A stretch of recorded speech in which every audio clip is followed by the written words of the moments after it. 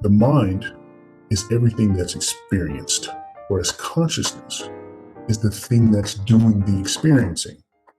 The philosophy of mind often grapples with fundamental inquiries about mental phenomena. The very essence of philosophy of mind is asking questions about thoughts, emotions, perceptions, and sensory experiences. Notice that I didn't mention consciousness. Oftentimes, people will use consciousness to define the philosophy of mind, and I'm not saying that they shouldn't or they can't, but there is a key differentiating factor that I'd like to point out. And throughout these talks, I'd like you to come back to this key factor if you do get confused. The mind is everything that's experienced, whereas consciousness is the thing that's doing the experiencing. Think of it as you have a tool that's bringing in all this data, but it's not making sense of everything. That being the mind, consciousness comes in as another tool that overlooks this data and makes sense of it. With these two factors, together, you're going to have them interplay. You're going to have them oftentimes be interchangeable, but do not get confused and come back to that key factor. Another differentiating key factor that I'd also like to point out is that separate from mental phenomena, we have empirically driven investigations. You can say both rely on senses, but empirically driven observations are more explicit to sensory input. Empirical psychologists want to know what it is as a matter of fact. They don't care about how someone's life could have been if they were to make a different choice. We want to know exactly what that person did. And for example, because they want to know as a matter of fact, they'll look at maybe certain chemicals that are released in an individual's brain when they're experiencing things like love or sadness, or they'll be particularly interested in a certain brain portion when an individual is thinking about a heroic figure of theirs. While the philosopher, on the other hand, is specifically interested in whether or not an individual is capable of ascertaining those same outcome. If they didn't, could they still experience love? Could they still experience sadness? Could they still lead to the angelic thought of a heroic figure? And as you can see, as we go down that path, you start to get into questions of supernatural. Can supernatural exist? So does the soul exist without the body? Can a computer become conscious, or gain awareness of its surroundings? And now that we've explored these avenues, it will be important for us to kind of dive into what I meant by mental phenomena. To hit on some of these key things, I want to focus in on a couple different topics that we can use to ultimately build up to what we mean by the mind itself. And starting with some of the basics, let's start with substance. It really is basic stuff that we find within the world. Historically, this was more of like a earth, air, fire, and water, like an Aristotle type of era. Whereas in contemporary times, we're focusing on some of the basics of what the world is made up of. It's kind of like what we call Mother Nature.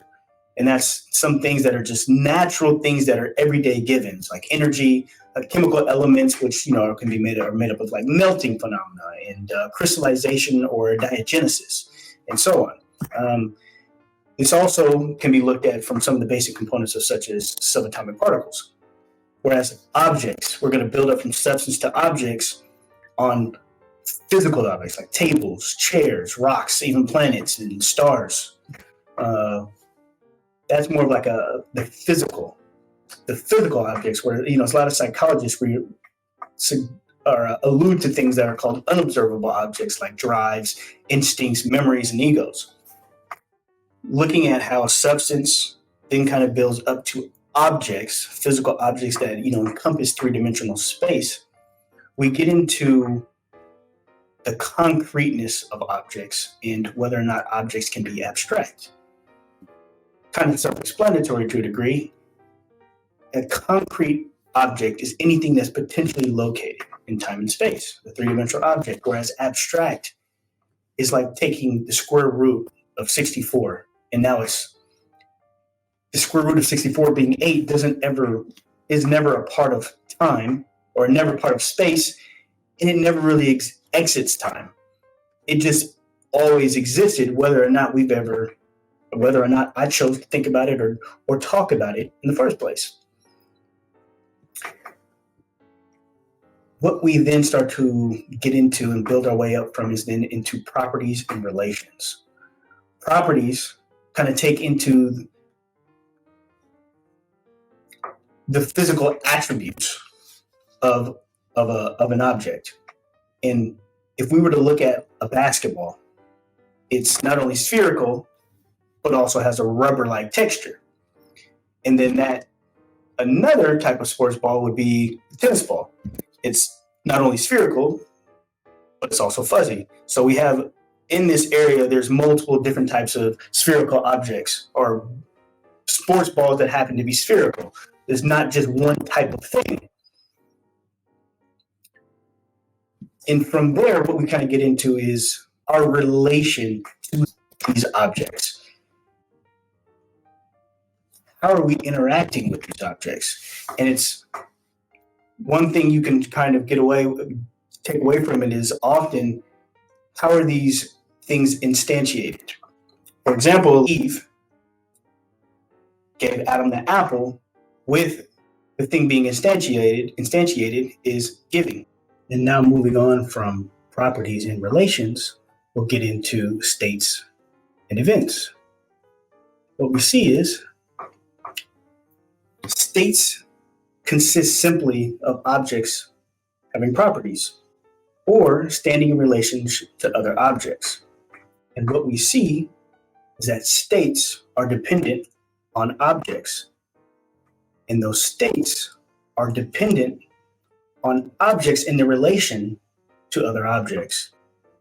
To give an example, it would be if an individual goes from the mental state of being conscious to the event of death.